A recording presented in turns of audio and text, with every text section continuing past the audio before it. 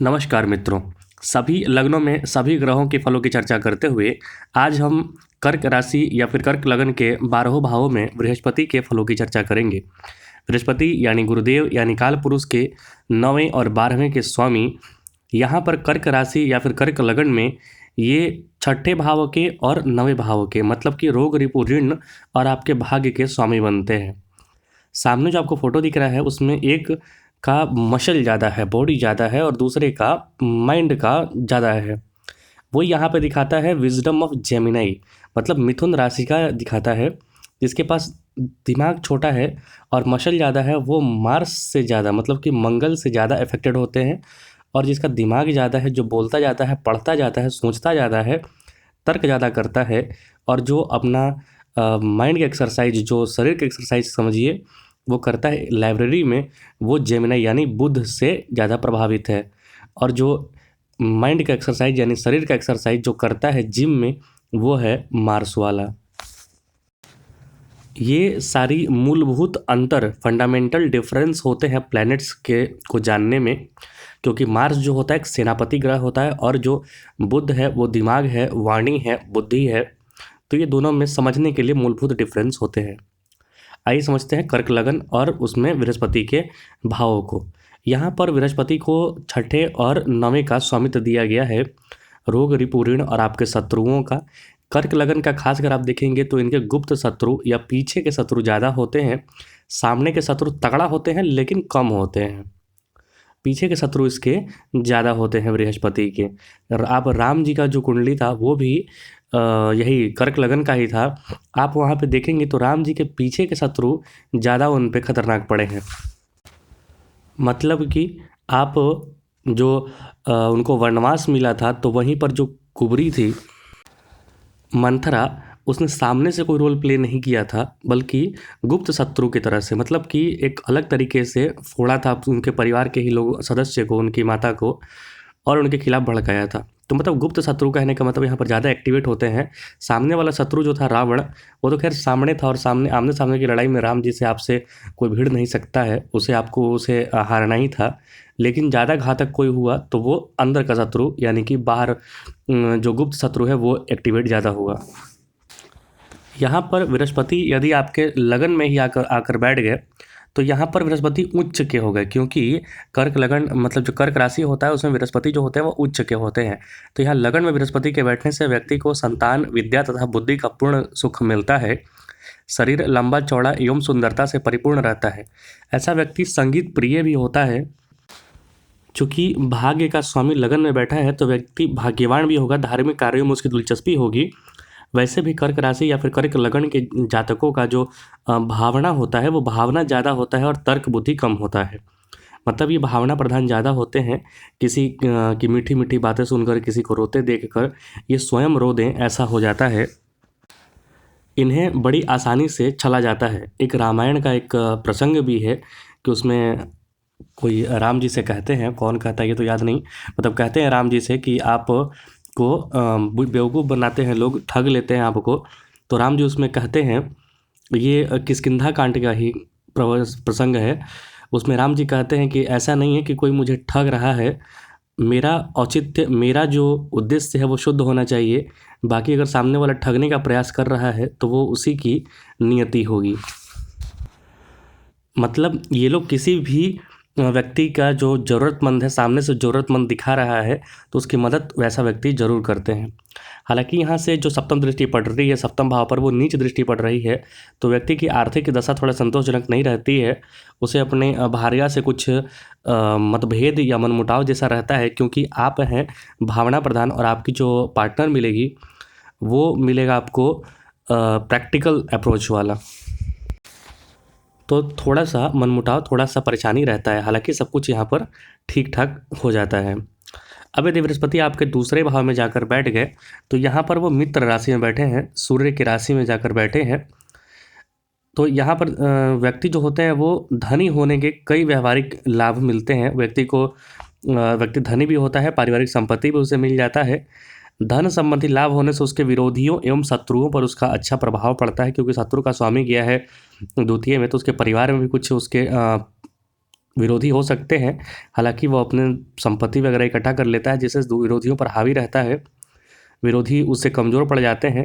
बृहस्पति की जो सप्तम दृष्टि पड़ रही है अष्टम भाव पर, तो व्यक्ति को कष्टों के बाद ही लाभ की प्राप्ति होती है, थोड़ा संघर्ष की स्थिति बनती है।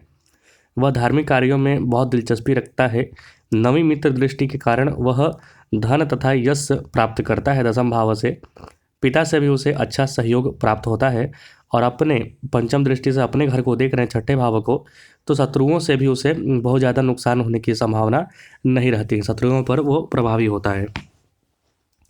अब यदि बृहस्पति आपके तीसरे भाव में चले गए तो यहाँ पर स्थिर होने से व्यक्ति को भाई बहनों का सुख मिलता है, उसके व्यवहार में भी धीरे धीरे परिवर्तन आता है, अच्छा खासा लेक्चरर होता है, ज्ञानी होता है, संत महात्मा कह सकते हैं आप। और जब भाषण देगा तो बहुत सारे लोग उसको भाषण सुनने आते भी हैं, भाषण कला में वो प्रवीण होता है। हालांकि कुछ ग्रह स्थिति की वजह से उसकी भार्या के साथ उसके गंभीर मतभेद होते हैं, मतलब कि पत्नी या फिर पार्टनर से कुछ उसके मतभेद होते हैं। नौकरी और व्यवधान में थोड़ी परेशानी आती है, क्योंकि पंचम दृष्टि से वो सप्तम भाव को देख रहे हैं जहाँ पर उनके नीच दृष्टि पड़ रही है। तो इन दो चीज़ों में आपको संभल कर अच्छे से व्यवहार करने की जुगत भिड़ानी चाहिए। लेकिन चूंकि बृहस्पति दाम्पत्य के कारक होते हैं तो दाम्पत्य तोड़ते नहीं हैं, थोड़ा बहुत मनमुटाव होता है। सप्तम दृष्टि से वो भाग्य भाव को देख रहे हैं तो भाग्य व्यक्ति का बढ़ा देते हैं, कुछ अड़चनों के बाद उसे लाभ प्राप्त होने लगता है, दुश्मनों पर भी वह विजय प्राप्त करता है, धन संबंधी उसे लाभ प्राप्त होते हैं क्योंकि 11वें भाव पर भी दृष्टि पड़ रही है। अब यदि बृहस्पति आपके चतुर्थ भाव में जाकर बैठ गए, चतुर्थ भाव में बृहस्पति के बैठने से जो व्यक्ति है वो अत्यंत शांत प्रिय होता है, उसे माँ, जमीन तथा भवन का लाभ कुछ कष्टों के बाद मिलता है। याद रखिए यहाँ पर बृहस्पति छठे भाव के स्वामी है, रोग ऋण के स्वामी है, तो चौथे में जाकर बैठे हैं तो माता का स्वास्थ्य का ध्यान रखिए, और जो जमीन जायदाद संबंधी चीज़ें हैं उसे जितना शांतिपूर्वक तरीके से हल कर सके वही ठीक है, अन्यथा कोर्ट कचहरी का मामला पड़ सकता है, क्योंकि छठे मतलब विवाद के स्वामी भी बृहस्पति यहाँ पर बनते हैं। हालांकि भाग्य के स्वामी है तो व्यक्ति को मिलता भी सब कुछ है, पुरानी चीज़ों का उसे लाभ प्राप्त होता है, एवं उम्र संबंधी भी लाभ होता है, उम्र उस व्यक्ति की अच्छी हो जाती है क्योंकि बृहस्पति का पंचम दृष्टि पड़ रहा है अष्टम भाव पर, और सप्तम दृष्टि पड़ रहा है दसम भाव पर, तो व्यक्ति का कारोबार दिन प्रतिदिन मतलब प्रगति करते रहता है, उसे राज्य सरकार वगैरह से अच्छा लाभ प्राप्त होता है, उसके द्वारा कई अन्य मजदूरों को भी अच्छा लाभ प्राप्त होता है, वह धनी व्यापारी के रूप में परिचित होता है, चर्चित होता है। इनफैक्ट जब 12वें पर दृष्टि पड़ रही है नवम भाव, तो बाहर से भी जुड़कर ये व्यक्ति लाभ कमाता है। अब यदि बृहस्पति आपके पंचम भाव में जाकर बैठ गया, यहाँ पर बृहस्पति के पंचम में बैठने के कुछ फायदे हैं तो कुछ नुकसान भी हैं। फायदे ये है कि बृहस्पति यहाँ पे बैठे तो आपको ज्ञानवान बना देंगे, संतानवान बना देंगे, लेकिन चूंकि छठे के स्वामी आंखों अगर पंचम में बैठे हैं तो आपके जो पुत्र होंगे उस प्राप्ति में थोड़ी समस्या हो सकती है, या फिर जो पुत्र होगा उससे पढ़ने में थोड़ी समस्या होगी, उससे आपके मतभेद हो सकते हैं, क्योंकि शत्रु का स्वामी संतान में गया है तो संतान ही शत्रु से परेशान हो सकता है, या फिर संतान आपका शत्रु बन सकता है। हालांकि व्यक्ति को यहाँ विद्या बुद्धि से संतान का लाभ होता है, संतान उसे प्राप्ति होती है। वह धार्मिक कार्यों में अधिक रुचि रखता है क्योंकि पंचम में बैठा है और पंचम से पंचम नवम को देख रहा है, तो यहाँ पर अपने ही घर को देख रहे हैं तो अपने मतलब कि धार्मिक कार्यों में व्यक्ति की रुचि करते हैं, और वहाँ पर सिद्धि की भी प्राप्ति करवा देते हैं अगर व्यक्ति सिद्ध साधना वगैरह करता है तो। यहाँ व्यक्ति के समक्ष कुछ समस्याएं आती हैं, धन आने की गति थोड़ी मंद पड़ती है क्योंकि 11वें भाव पर जो उनकी दृष्टि है वो शत्रु दृष्टि है, तो 11वें से जो धन लाभ की जो स्थिति है वो थोड़ी सुस्त रहती है। लेकिन नवम दृष्टि से वो लगन को देख रहे हैं तो शरीर बलवान और मजबूत होता है, उसका आत्मविश्वास नित परिंतर मतलब कि हमेशा धीरे धीरे लगातार बढ़ते रहता है, कठिन समय बीतने के बाद अच्छा वातावरण बनता है। जो कर्क राशि या फिर कर्क लगन के लोग हैं उनका जीवन थोड़ा संघर्षमय औरों की अपेक्षा ज़्यादा रहता है, ये बात हमेशा आप देखेंगे। 4, 8 और 12 वृश्चिक वाले और जो मीन वाले हैं इनका जो क्योंकि जलीय राशि हैं तो धीरे धीरे आगे बढ़ते हैं, तो इनका प्रारंभिक जीवन थोड़ा कष्टमय संघर्षमय रहता है। अब बृहस्पति यदि आपके छठे भाव में जाकर बैठ गए तो अपने ही घर में जाकर बैठे हैं, यहाँ पर चंद्रमा अगर मजबूत हो गया तो व्यक्ति को विपरीत राजियों का लाभ मिलेगा, मतलब विपरीत लग गया है मतलब कि संघर्ष होगा, उसके बाद व्यक्ति का कारोबार क्षेत्र वगैरह बढ़ेगा। लेकिन अगर चंद्रमा कमजोर पड़ गया तो व्यक्ति का भाग्य रुक जाता है। पिता, राज्य तथा कारोबार क्षेत्र से लाभ मिलता है, क्योंकि यहाँ से पंचम दृष्टि दसम भाव पर पड़ रही है। उसके विरोधी सर नहीं उठा पाते, क्योंकि बृहस्पति अपने ही घर का है, तो विरोधियों को, शत्रुओं को हराने में ऐसा व्यक्ति बहुत उम्दा तरीके का जुगाड़ू प्रवृत्ति का हो जाता है। शत्रु उसके पास नहीं उठ पाते हैं। हालांकि व्यक्ति को यहाँ पर बिना बात की परेशानी उठानी पड़ती है, जिससे उसका धन अधिक खर्च होता है, क्योंकि 12वें से भी यहाँ संबंध बन रहा है। पारिवारिक सदस्यों द्वारा पूर्ण सहयोग का भी लाभ मिलता है। यहाँ पर व्यक्ति सामान्य जीवन जीता है और कीर्ति प्राप्त करता है। यहाँ पर बृहस्पति के अच्छे फल भी हैं और थोड़े बुरे फल भी हैं। बुरे फल ये हैं कि थोड़ी बहुत रोग परेशानी वगैरह दे देता है, जैसे मधुमेह वगैरह, शरीर फैलना होता है। बृहस्पति अगर यदि आपके सप्तम भाव में जाकर बैठ गए तो व्यक्ति को नौकरी व कारोबार में शत्रुओं द्वारा हानि पहुंचती है, क्योंकि शत्रु भाव का स्वामी सप्तम में गया है। तो फिर आपको नौकरी या फिर कारोबार, इस सब चीज़ों में शत्रुओं द्वारा हानि पहुंचती है, उससे आपको सतर्क रहना है। उसके साथ घोर विश्वासघात होता है, या किसी पर भी जल्दी विश्वास कर लेता है। देखिए, बृहस्पति और बुध जब भी नीच भाव में जाते हैं तो व्यक्ति दूसरे पर बड़ी जल्दी आसानी से भरोसा कर लेता है, विश्वास कर लेता है। तो इन सब चीज़ों से आपको बाज आना चाहिए, रुकना चाहिए, तुरंत भरोसा नहीं करना चाहिए। उसकी दिनचर्या अत्यंत बिगड़ जाती है। दिनचर्या को सामान्य रखना है आपको। व्यक्ति को स्वास्थ्य संबंधी लाभ मिलते हैं।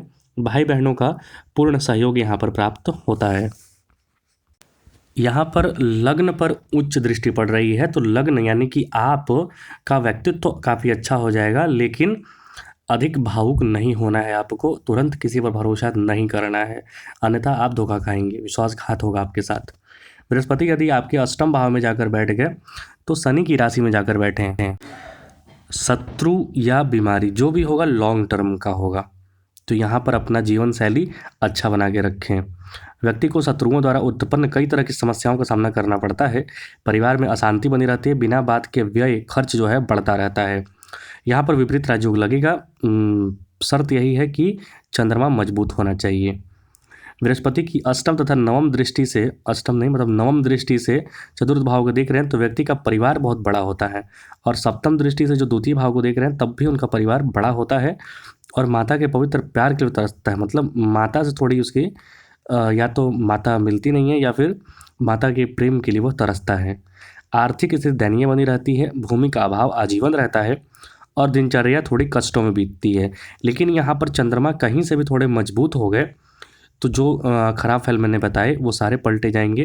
थोड़ी संघर्ष के बाद अच्छी स्थिति बृहस्पति यहाँ पर बना देंगे। अब यदि बृहस्पति आपके नवम भाव में जाकर बैठ गए तो बृहस्पति अपने घर में जाकर बैठे हैं। व्यक्ति यहाँ पर काफ़ी दानी प्रवृत्ति का होगा, दयालु प्रवृत्ति का होगा। किसी के लिए भी कोई भी कार्य करने के लिए तैयार हो जाता है, किसी की भी मदद करने के लिए तैयार हो जाता है। व्यक्ति ईश्वर तथा धर्म कर्म पर अधिक आश्रित होता है। उसके विचारों में स्वच्छता होती है, निर्मल बुद्धि व्यवहार का होता है। जीवन में अच्छे बुरे का ख्याल बना रहता है। शरीर उसका सौंदर्यपूर्ण रहता है, क्योंकि पंचम दृष्टि जो पड़ रही है लगन पर, वो उच्च दृष्टि पड़ रही है। और ऐसा व्यक्ति प्रायः देखा जाता है कि सारे तरीके के बुरे व्यसनों से, दुर्व्यसनों से दूर रहता है। खासकर बृहस्पति का अगर लगन पर कहीं से भी दृष्टि पड़ रहा हो तो वो व्यक्ति प्रायः बुरे व्यसनों से दूर रहता है। बृहस्पति की सप्तम दृष्टि पड़ रही है तीसरे भाव पर, तो व्यक्ति को भाई बहनों तथा मामाओं का अच्छा सहयोग प्राप्त होता है। अपने उच्च स्थान एवं कुशाग्र बुद्धि से वह व्यक्ति प्रतियोगिता परीक्षाओं में भी विशेष स्थान प्राप्त करता है, क्योंकि यहाँ से नवम दृष्टि पड़ रही है पंचम भाव पर, जो कुशाग्र बुद्धि देता है और व्यक्ति की जो एक कॉमन सेंस वाली बुद्धि होती है उसे जनरेट करता है। अब यदि बृहस्पति आपके दसम भाव में जाकर बैठ गए तो कंपटीशन के लिए बहुत अच्छा हो गया, क्योंकि छठे का स्वामी दसम में बैठा है। तो 6 और 10 का कॉम्बिनेशन अगर बनता है तो व्यक्ति कंपटीशन वगैरह में, खेल कूद वगैरह, प्रतियोगिता वगैरह में आगे रहता है। व्यक्ति अपने परिवार को जीवन भर खुश रखने के हमेशा प्रयत्न करते रहता है। उसके संघर्षमय कहानी की सभी प्रशंसा करते हैं। वह एक प्रेरणा स्रोत बन जाता है। पिता से प्यार एवं सहयोग प्राप्त होता है। गृहस्थ जीवन उसका सुखपूर्वक बीतता है। बृहस्पति की सप्तम दृष्टि चतुर्थ भाव पर पड़ रही है तो व्यक्ति को सामान्य लाभ प्राप्त होता है। धन, जमीन, मकान आदि का उसे कोई अभाव नहीं रहता है। उसके शत्रु भी उससे अलग रहते हैं, क्योंकि यहाँ से नवम दृष्टि से शत्रु भाव को यानी अपने घर को देख रहे हैं, तो शत्रुओं से कोई खास परेशानी इन्हें नहीं होती है। शत्रुओं पर ये भारी ही पड़ते हैं। अब यदि बृहस्पति आपके 11वें घर में जाकर बैठ गया, तो यहाँ पर बृहस्पति जो है शत्रु घर में जाकर बैठे हैं, हालांकि छठे घर के स्वामी हैं और छठे से छठे 11वें में बैठे हैं, तो याद रखिए शत्रु आपके मित्र बन जाएंगे। याद रखिए यहाँ पर दोनों तरह की स्थिति बनेगी, क्योंकि 11वें घर से हम मित्र देखते हैं और शत्रु का स्वामी मित्र में गया है, तो आपके मित्र आपके शत्रु बन सकते हैं या फिर आपके शत्रुओं के लिए आपके मित्र घातक हो सकते हैं। तो ये चीज़ें आपको पहचाननी होगी, जितनी जल्दी आप पहचानेंगे उतना अच्छा रहेगा। यह व्यक्ति अपने पौरुष द्वारा, अपने पराक्रम द्वारा अपने भाग्य का निर्माण करता है, क्योंकि पंचम दृष्टि से तृतीय भाव पर जो दृष्टि पड़ रही है, तो पौरुष पराक्रम इनका जागृत होता है। इससे इनके शत्रु भी उसकी मदद करने को आगे आते हैं। भाई बहनों तथा जान पहचान वाले लोगों से कोई सहायता इन्हें प्राप्त नहीं होती है। बृहस्पति के सप्तम दृष्टि से ये पंचम भाव को देख रहे हैं, तो संतान के लिए परेशान व्यक्ति को अत्यंत लाभ के अवसर मिलते हैं। यहाँ पर संतान, जब भी बृहस्पति का दशा अंतर्दशा चलेगा तो व्यक्ति को संतान से, विद्या से, बुद्धि से लाभ अवश्य प्राप्त होता है। उनकी प्रसन्नता का कोई ठिकाना नहीं रहता है। ऐसा व्यक्ति धनी बनकर मान प्रतिष्ठित पाता है, क्योंकि आप देखिए पंचम भाव जो होता है इच्छा का होता है और 11वां भाव जो होता है इच्छा पूर्ति का होता है। तो बृहस्पति 11वें में बैठकर आपका घर वगैरह जो है काफ़ी बड़ा बनवा देंगे, अच्छा कर देते हैं स्थिति। बृहस्पति का यहाँ पर 11वें में अच्छा लाभ देखने को प्रायः मिलता है, भाग्य में बढ़ोतरी होती है। अब यदि बृहस्पति 12वें घर में चले गए तो व्यक्ति की दिनचर्या पर काफ़ी असर पड़ता है, क्योंकि छठे का स्वामी 12वें गए हैं तो अपने घर को देखेंगे। शत्रुओं पर तो आपको विजय प्राप्त करवा देंगे, लेकिन आपके खर्चों में बढ़ोतरी कर देंगे। उसे सुख बहुत मिलता है, मेहनती होने से वह हर प्रकार के सुखी संपन्न ऐसा व्यक्ति होता है। खासकर दिमाग और तर्क दोनों लगाने में, भाषण वगैरह देने में काफ़ी व्यक्ति आगे रहता है। बृहस्पति की सप्तम दृष्टि के प्रभाव से व्यक्ति धर्म के प्रति जागरूक ज़्यादा नहीं रहता है, वह अपने दुश्मनों पर हमेशा भारी पड़ता है। पुरानी चीज़ों का लाभ होने के साथ साथ उसे लंबी आयु भी प्राप्त होता है, क्योंकि यहाँ पर 8वें पर घर पर दृष्टि पड़ रही है और साथ ही साथ पंचम दृष्टि से चतुर्थ भाव को देख रहे हैं, तो उसे घर जमीन वगैरह का भी लाभ मिलता है, लेकिन थोड़ी संघर्ष की स्थिति के बाद मिलता है। ये बृहस्पति के 12वें भाव में मैंने लाभ बताए, कर्क राशि के 12वें भावों में। कर्क राशि अथवा कर्क लगन, आप इसे अपनी कुंडली में मिलाकर देख सकते हैं या फिर अपने मित्रों, अपने रिश्तेदारों की कुंडलियों में देख सकते हैं। कृपया चैनल को लाइक, सब्सक्राइब और शेयर जरूर करें। जाते जाते एक छोटा सा टिप बता देता हूँ। जैसे जो एस्ट्रोलॉजी में विजडम ऑफ सैटर्न क्या है, मतलब सैटर्न क्या बताना चाहते हैं, शनि क्या बताना चाहते हैं। शनि एक घर को पार करने में 2.5 साल का वक्त लेते हैं। मतलब जो जातक शनि के इन्फ्लुएंस में हो या फिर शनि का दशा अंतर्दशा चल रहा हो, तो वो थोड़ा परेशान हो जाता है। कारण ये है कि शनि कहते हैं everything comes to you at the right time. वो कहते हैं जब सही समय आएगा तब आपको सब कुछ प्राप्त होगा। Be patient and trust the process. Shani कहते हैं आप जो चाहते हैं होगा वही, लेकिन तब नहीं जब आप चाहते हैं। जब हम चाहेंगे, मतलब शनिदेव जब चाहेंगे तभी प्राप्त होगा आपको, तो धैर्य रखें। शनि की दशा अंतर्दशा ढैया 7.5 में यही आपके धैर्य की ही परीक्षा होती है। तो धैर्य रखें, सब कुछ मिलेगा। कृपया चैनल को लाइक, सब्सक्राइब और शेयर जरूर करें। मिलेंगे, बहुत बहुत धन्यवाद। जय हिंद।